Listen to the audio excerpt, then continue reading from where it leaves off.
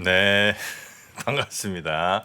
SML 3프로 모닝 라이브, 3프로 머니 라이브, 3프로 마켓 라이브, SML 정프로입니다. 지금 방송 게시판이 엉망이 되고 있습니다. 정프로 2차 전지 매집 소식에 많은 분들이 지금 충격을 좀 받으신 것 같은데요. 다시 한번 말씀드립니다만 여러분 너무 슬퍼하거나 분노하지 않으셔도 되는 거는 지금 말씀드렸던 그 종목들 말고도 2차 전지가 더 있다는 사실. 왜 이렇게 갑자기 바꿨냐? 아니 여러분이 정프로가 뭐 2차 전지를 싫어해서 뭐 어떻게 했다는 이런 소리 하도 하시길래 좋다. 2차 전지 나도 들어가마 그러면 갔어요. 물론 이제 다른 이유도 있습니다만 오해하지 않으셨으면 좋겠습니다. 자, 그럼 최근에 우리 증시를 가장 뜨겁게 했던 그 이슈를 다시 한번 상세히 살펴보는 시간 한번 가져보도록 하겠습니다. 3프로TV 취재 왕이죠.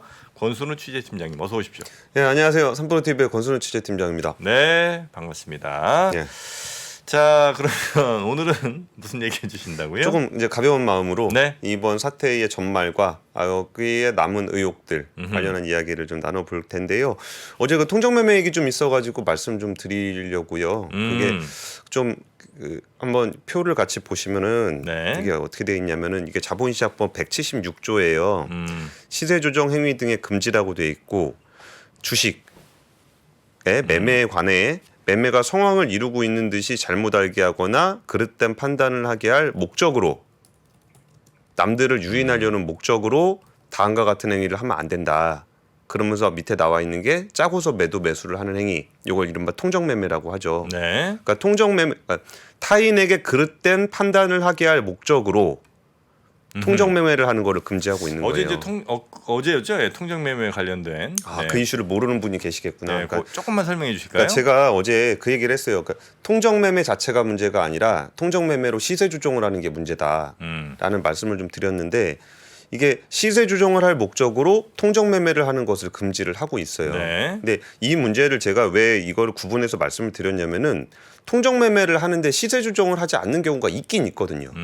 예를 들어 예전에 주LG의 지주사를 두고서 그러니까 주LG 주식하고 LG 상사 주식하고 해서 대주주가 이거를 주식을 시장에서 통정으로 거래를 한 적이 있어요. 네. 그랬을 때 국세청이 이거는 대주주의 양도소득세 회피 목적으로 그 통정매매를 했다라고 해가지고 재판에 간 적이 있었거든요. 그러니까 통정매매를 하더라도 이게 탈세 목적이면 탈세로 처벌을 받는 거고 통정매매를 해서 시세 조정을 하면 시세 조정으로 처벌을 받는다. 이 얘기를 어제 드린 거예요. 그리고 이제 자전거래 같은 그러니까 가장매매, 통정매매 같은 경우는 통정매매는 제3자하고 거래하는 게 통정매매고 저하고 정프로님하고 짜고 하면은 통정매매가 통정매매고 네. 제가 계좌 2개 놓고서 하면 가장매매가 됩니다. 근데 문제는 뭐냐면요. 그러니까 이게 별 얘기 아닌데 저하고 정프로님하고 한 10주 뭐 한 주, 5주 이거 통정매매 하면은 이거 가지고 처벌을 받진 않아요. 뭐 그거 한들 뭐 시세가 움직이겠어요. 무슨 거래량이 많이 늘어나겠어요. 이거 가지고 처벌하지 않는데 네. 사실 그럴 거면 제가 뭐하러 정프로님하고 그걸 통정매매를 하겠어요. 네. 그러니까 통정매매를 하는 경우는 꽤 대량으로 하게 되고 어떤 이렇게 막 목적이 되게 있겠죠, 목적이 또. 있을 네. 거 아니에요. 그러다 보니까 대량으로 통정매매를 하게 되면 시세 조정으로 의심해서 조사를 해가지고 그 정황을 잡아서 불공정거래 네, 네, 처벌을 네. 하는 거예요. 그래가지고 이게 통정매매 그러니까 통정매매 이꼴 시세 조정은 아니다라는 정도의 얘기였는데 네. 근데 시세 조정을 안 하고 통정매매를 뭐하러 하냐 그러면 사실 별로 없습니다. 근데 뭐 5주, 10주 둘이 거래를 한다고 해서 사고가 나질 않는다. 그래서 행위를 규제하는 것이 아니라 목적을 규제하는 것이다. 이런 얘기인데요. 네. 이거를 왜 그렇게 예민하실까라고 생각을 좀 해보니까 지금 이런 사건들이 좀 있어서 그랬던 것 같아요. 통정매매가 있었는데 그게 시세 조정이라고 아니라고 자꾸 그래가지고 네. 네, 그런 문제가 있어서 그런 얘기를 하시는 것 같은데 제가 말씀드리는 거는 이제 법적인 요건에 대해서 말씀을 드리는 거지 특정 사건을 두고서 얘기하는 건 아니니까 그런 부분들을 굳이 그렇게 좀 예민하게 받아들이시지 않아 주셨으면 네네. 좋겠어요. 이거는 법률상의 내용을 말씀을 드리는 거니까요. 그리고 이제 좀 말씀을 드리고 싶은 얘기는 지금 벌어지고 있는 일련의 사태에 대한 얘기인데, 그러니까 단독 보도부터 단독이라고 할 것도 아닌데 하나 말씀드리고 싶은 거는 그 키움증권의 김익래 회장, 키움증권 아니고 다우데이터긴 합니다. 네. 지금 논란이 되고 있는 내용들은 앞에서 뒤에 설명 다 드릴 거예요. 지금 논란되고 있는 부분은 김익래 회장이 블록딜을 했는데 그 주식 누가 샀냐가 지금 되게 논란이 되고 있어요.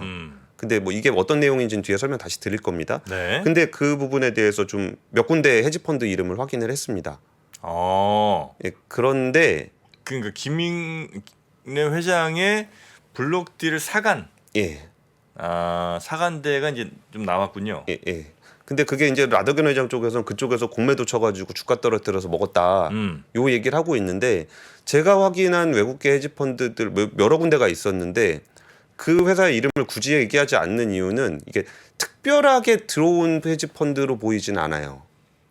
특별하게. 예, 그러니까 뭔가 이번 딜에 처음으로 그냥 들어온 그런 헤지펀드들은 아니고 국내에서 보통 블록딜 하게 되면 한 10% 20% 싸게 주거든요. 네. 그러니까 맨날 들어와서 사가는 헤지펀드들이 있어요. 근데 그런 헤지펀드들의 이름들이 나오길래 그러면 그러니까 이게 만약에 김래 회장하고 짜고서 이 건을 한번 작전을 하자. 그러면은 뭔가 좀 낯선 애가 들어올 수 있잖아요. 네. 근데 그렇게 특이 사항은 아니었어요. 그래요. 예. 늘 활동하던 헤지펀드들이라는 거죠. 예, 물론 거래도 많이 하던. 예, 여기가 여러 군데가 있다 보니까 그 중에서 누가 공매도를 했을 가능성에 대해서 아예 없는 건 아니니까 당연히 조사를 해야 되고 거기에 시세와 연계해서 그런 조정을 했다 그러면은 당연히 처벌을 받아야 됩니다. 네. 그리고 아까 설명드렸던 것처럼 블록딜 사실이 공개되면 주가 떨어질 것 같아서 공매도 쳤던 것도 다 조사를 해야 되는 그런 부분인데 지금까지 그러니까 사실 제가 이거 오늘 SML 자리니까 좀 편하게 말씀드리면 그냥 의혹 제기 그냥 막 하고 뭐 이거 좀 위험해 보인다 뭐 저거 문제 있는 거 아니냐 뭐 이렇게 좀 근거는 좀 약하지만 의혹 제기를 하면 훨씬 편해요. 그러니까 의혹 제기 해놓고서 나중에 아니면은 그거에 대해서 책임지는 사람 없잖아요. 네. 근데 지금 제가 파악한 정황에서는 그런 문제가 아닌데 그걸 아니라고 얘기했다 나중에 수사해서 나쁜 거 나오면은 그게 더 부담이 크거든요. 근데 어쨌든 제가 취재한 얘기에 대해서는 최선을 다해서 시청자분들한테 전해드리고 싶어요. 네. 그래서 네. 지금까지 거기에서 외국계 펀드를 확인을 했는데 제가 파악한 외국계 헤지 펀드는 특이하게 들어온 펀드들은 아니더라. 원래 블록딜에 좀 참여하던 애들이더라. 뭐 이런 정도 얘기를 드리고요.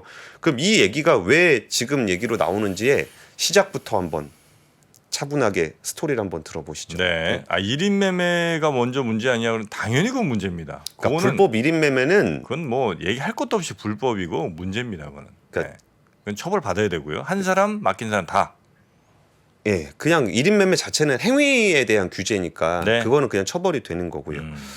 뭐 추측하지 말라 그러시는데 추측이라는 게 이게 팩트 이렇게 몇 가지 취재한 다음에 그거를 맞춰서 얘기를 드릴 수밖에 없는 거예요. 그러니까 추측을 하지 말라 그러면 결론 다 나오고 나면 보도자료 읽으란 얘기니까 오늘 SML이니까 좀 이런 분위기로 가도 되죠. 네, 편하게 일단 해주시고 일단 하여튼 지금 말씀드리는 상황은 최근에 뭐 6종, 8종 뭐 이렇게 쭉 줄 하한가 같던 고 사태. 네. 그래서 라더견 회장과 뭐 최근 이제 뉴스에서는 임창정 씨가 많이 얘기는 나오는데 사실 뭐 임창정 씨는 여러 그 명 중에 아마 한 명이었던 것 같고요. 예.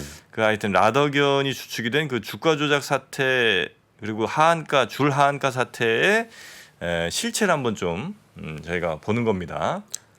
저 통정매매가 합법이다라고 주장하려고 해명 방송을 하냐? 아니 법률에 통정매매 뭐 있는지 지금 설명드린 거잖아요.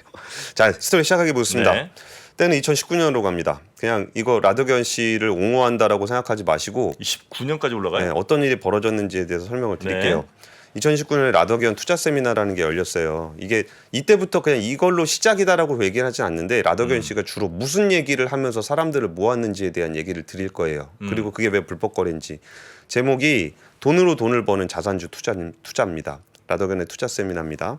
그러면은 자산주란 무엇인가? 자산주 시장 현황과 같이 주식을 그저 재미로 느끼고 싶은가? 힘들게 하고 싶은가? 혼자 하기 힘든 주식 파트너와 함께라면 이런 키워드인데 어떤 컨셉이냐면은 지금 거론되고 있는 주식의 대부분이 자산주예요. 자산주라고 하면 네. PBR이 굉장히 낮은 주식인데 예를 들어서 하림지주라든지 다우데일타라든지 이런 데들은 지주사입니다. 지주사는 밑에 연결돼 있는 재무제표를 통해서 회사들의 실적들을 다 합산을 하기 때문에 네. 자산이 되게 많아요. 근데 지주사는 주가가 잘 안 갑니다. 일반적으로. 그러니까 예를 들어서 삼성물산이 삼성전자 주식을 굉장히 많이 가지고 있지만 삼성전자 주식만큼의 가치를 인정을 못 받잖아요. 그러니까 LG 지주는 LG의 모든 계열사들을 거느리고 있지만 그 모든 회사의 시가총액을 더한 것만큼의 인정을 받지 못하잖아요. 일반적으로 당연히 그렇죠. 지주사들이 좀 그런 네네네네. 성격이 있습니다.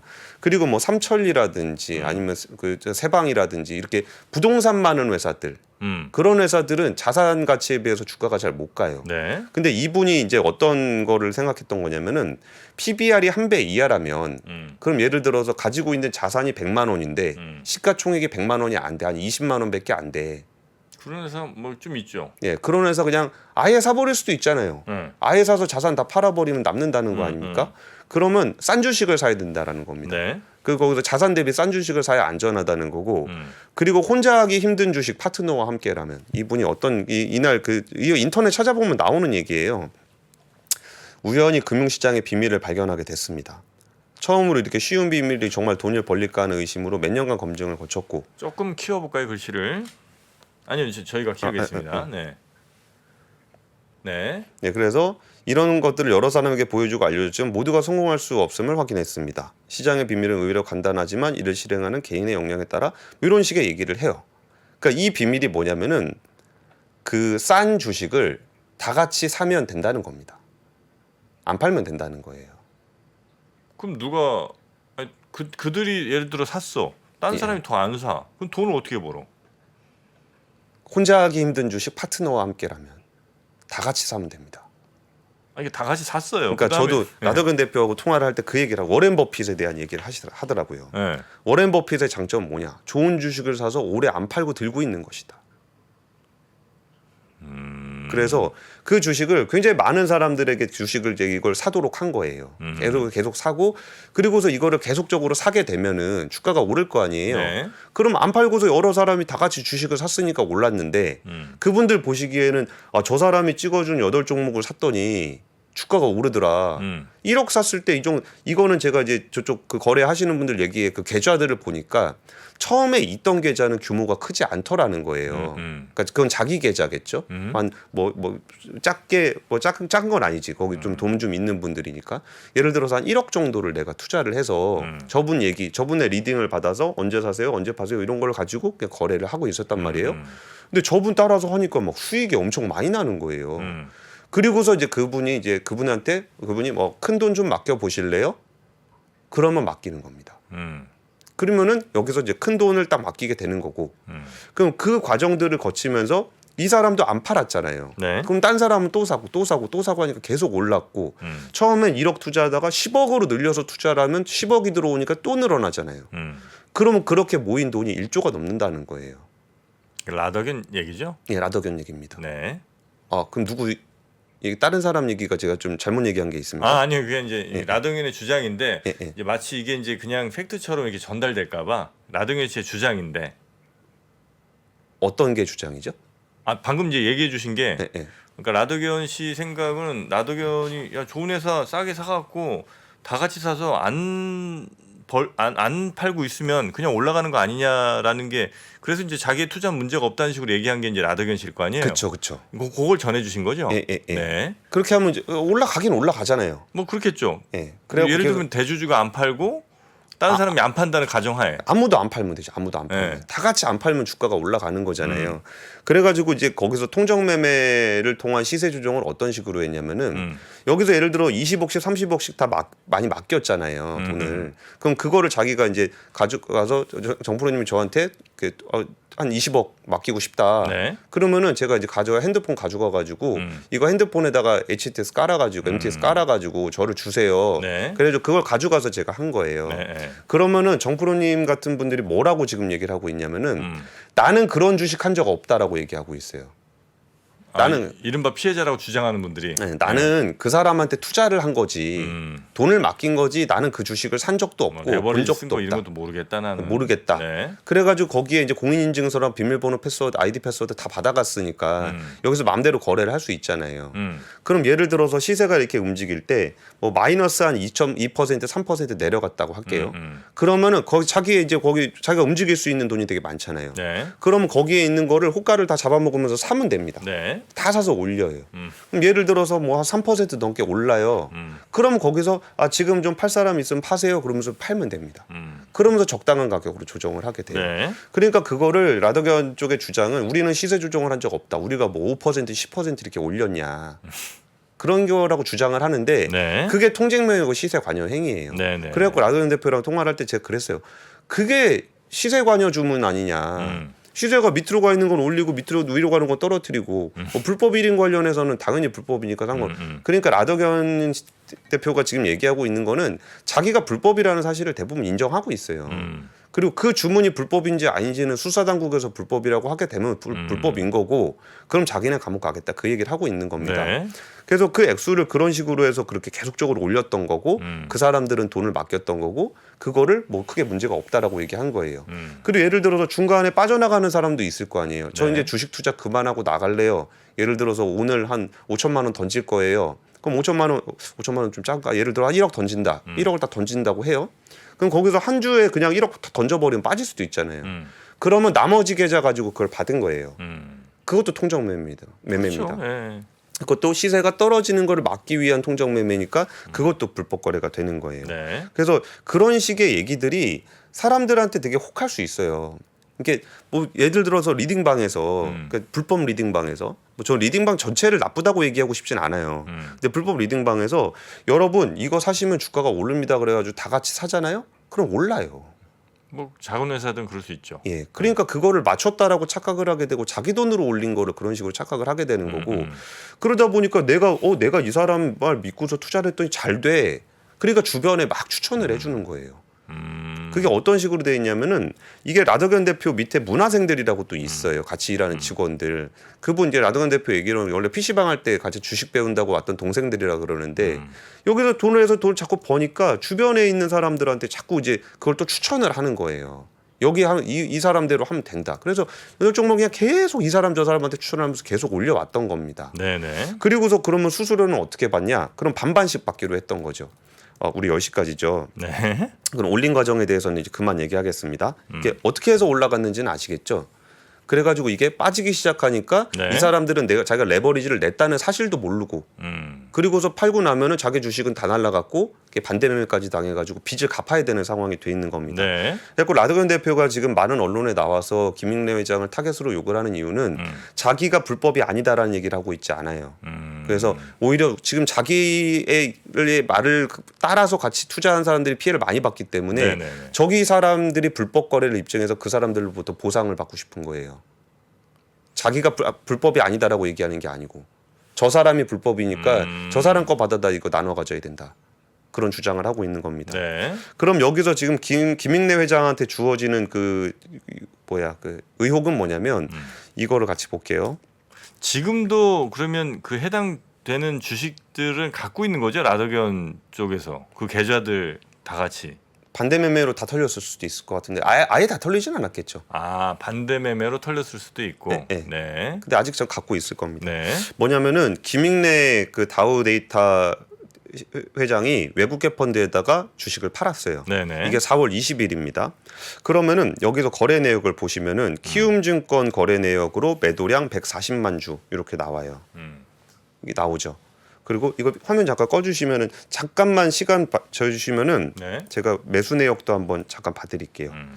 잠시만요. 근데 그 라더견 씨는 보니까 뭐 미국에 무슨 뭐 골프장 200억짜리 사고 뭐 이랬던데, 그러니까 본인은 중간중간 계속해서 이익 실현해갖고 그걸로 여기저기 재산 다 빼돌려 놓고 지금 이 액션 하는 거 아닙니까?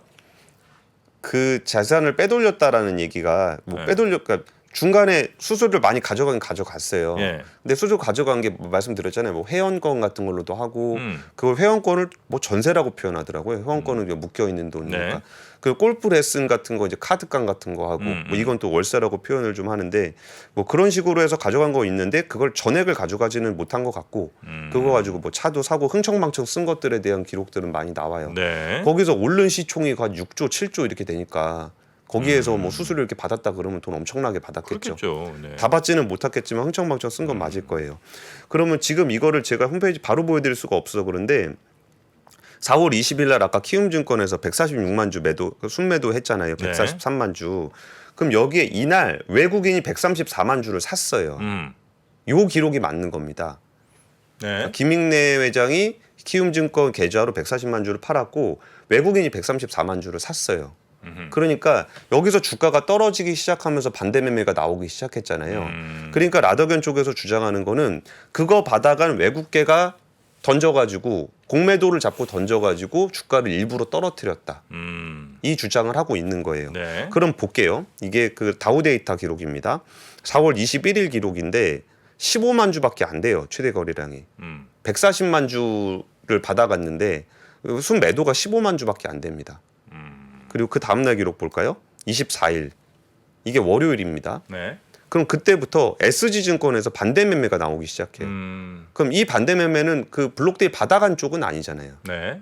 이게 그렇게 되는 거고 그럼 25일 기록을 보면 이베스트증권은 5만 주. 거래량이 더 줄어들었어요. 이거는 하한가에 붙어가지고 거래가 안 되고 있는 상황이에요. 네. 그러면 이베스트증권 같은 경우는 신용융자 반대 매매가 나왔던 거고 실제로 거래가 터지기 시작하는 건 4월 26일입니다. 그럼 거기에 매도량이 320만 주 매도가 나와요. 삼성증권에서. 한투에서 300만 주, KB에서 200만 주. 이게 본격적으로 반대 매매가 시작된 거예요. 이 거래가 안 되다가. 다우데이터. 다우데이터입니다. 그러니까 이런 식으로 나왔던 얘기들은 그러면은 예를 들어서 그 키움 증권의 김익래 회장 지분을 가져간 외국의 펀드가 이 주식을 팔 룸이 없는 거예요.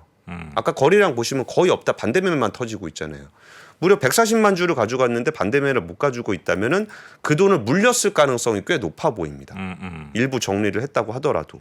그러면은 여기서 그 라더견 쪽의 주장, 저쪽에서 뭐 그걸 했을 거다라는 주장이 지금으로서 정황으로는 잡히지 않아요. 네. 물론 이 외국계 헤지 펀드가 한 군데가 아니라 여러 군데이기 때문에 소규모 물량을 팔았을 수는 있을 것 같긴 하거든요. 근데 그런 부분은 금융감독원에서 분명하게 조사를 해봐야 된다고 생각해요. 왜냐하면은 여기서 그 블록딜이 있었다는 사실만으로 주가가 빠진다는 거 아까 뉴스 3 시간에 설명을 좀 드렸잖아요. 네. 근데 그걸 타겟으로 해서 주가를 뭐 주식을 가지고 뭘 했다. 그러면 그건 불공정 거래에 해당할 수 있으니까 그거는 확실하게 좀 정리를 해야 되는 것 같고 조사를 해봐야 되는 것 같고 그리고 이 전체 거래가 그 뭔가의 공매도를 타겟으로 해서 한 그런 거래로 보이진 않는다.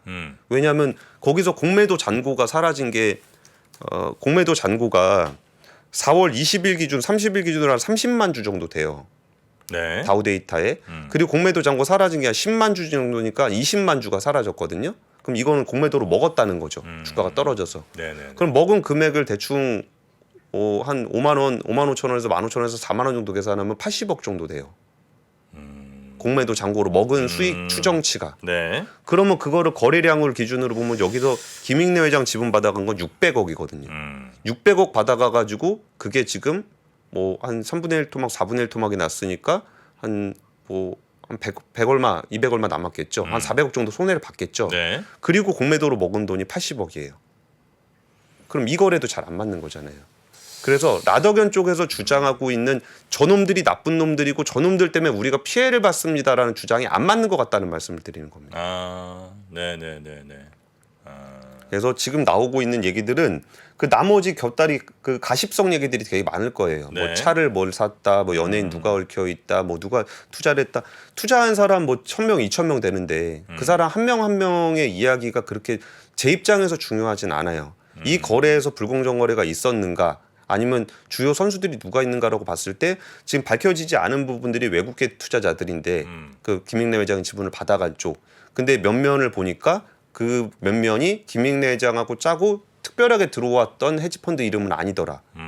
그 전에 블록들이 있을 때 자주 참여하던 그 헤지 펀드들인데 네. 그럼에도 불구하고 조사는 해봐야 된다. 음. 거기 혹시 거기에 공매도라든지 아니면 매도가 있을 것인지 조사는 해봐야 되는데 현재 있는 정황에서는 물렸을 가능성이 높다.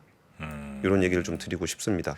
이게 올리는 작전에 대해서 사람들 반감 생각보다 그렇게 크지 않아요. 내리는 작전을 싫어하죠. 공매도 작전. 아 그래요. 예, 그래서 내가 가진 주식을 작전 세력이 주가를 올려주면은 좋지 않으시겠어요? 누가 올리든 올라가면 뭐 기분이 나쁘지 않겠죠. 예.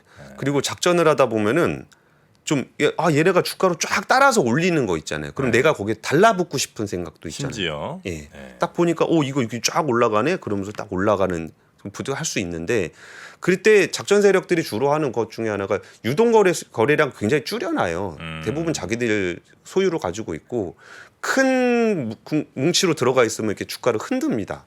이른바 떨구기라 그러는데 그냥 훅 떨어뜨려 가지고 떨어뜨리거나 아니면 툭 올려서 떨구거나 그리고 떨군 다음에 올라가요.